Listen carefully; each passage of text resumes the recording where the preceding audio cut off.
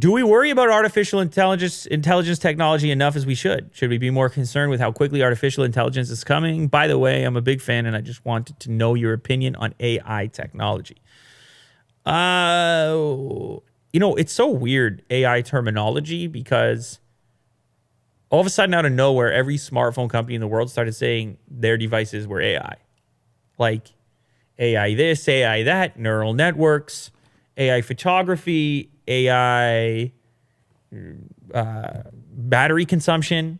I even heard like AI power distribution. Smart. Like anything smart. Yeah, anything, all kinds of functions where AI in some form could be enabled to improve the functionality of a particular thing. Yeah, AI in cars, obviously self-driving cars. AI all over the place. It's a very vast subject. And so there are certain places where it feels really obvious and productive. And then there's other places where you're like, that seems scary. I mean, everybody's had that moment with like a voice assistant where it's like, wait, what did you just say? Or Will searching up DeepMind, for example. This is the one that won League of Legends or StarCraft. This is Google DeepMind, right? It beat like the world's best players in one of those games. Maybe it was League of Legends. I can't remember. And apparently what's involved in doing so is just absolutely bananas in order to, like, the variables, considerations, adaptations required to create an AI capable of thinking like a human, better than a human.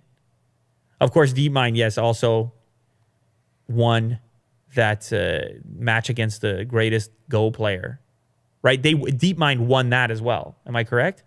Mm-hmm. Well, now there's AlphaZero, which is killing AlphaGo and DeepMind. AlphaZero is the new one that trains itself.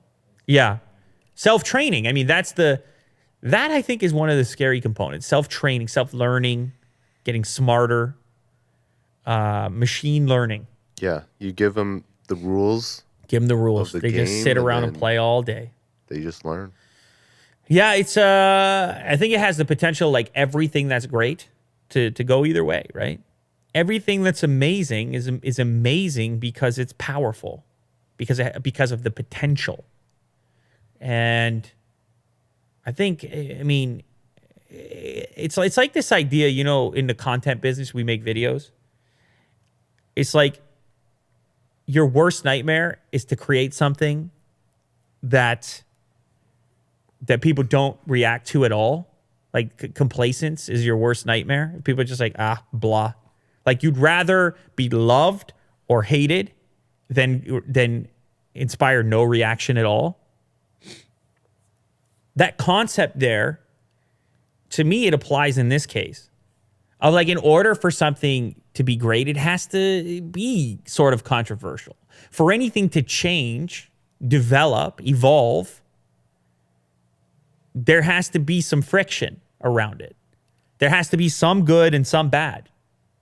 Both pieces. Like you can't have the automobile industrial revolution without side effects. It always comes together. And then it's up to human beings to try to govern the thing in real time as it's happening. Of course, the fear here is that you can't govern this one. The fear here is that by the time you decide you're going to govern it, it's going to be too late, too smart. That's the fear. I mean, that's the science fiction. It's amazing to me how different things from science fiction play out eventually. You go back, you watch old movies, and it's just like, oh, wow, they predicted that exactly. It's like human beings seem to have some futuristic intuition. So we sort of seem to know, we have an inkling, things that might be good for us, might be bad for us. The internet's another great example. It could be good or bad for you. It depends on what you do with it, how it's controlled, discipline. How do you do it? Do you take the energy? Do you form it? Do you manipulate it, or does it manipulate you? You see that right there? But that's just the consequence of greatness, innovation, and whatnot. There's going to be collateral damage. And we just continue to hope as humans that we'll be able to control it, even though the outcome seems inevitable.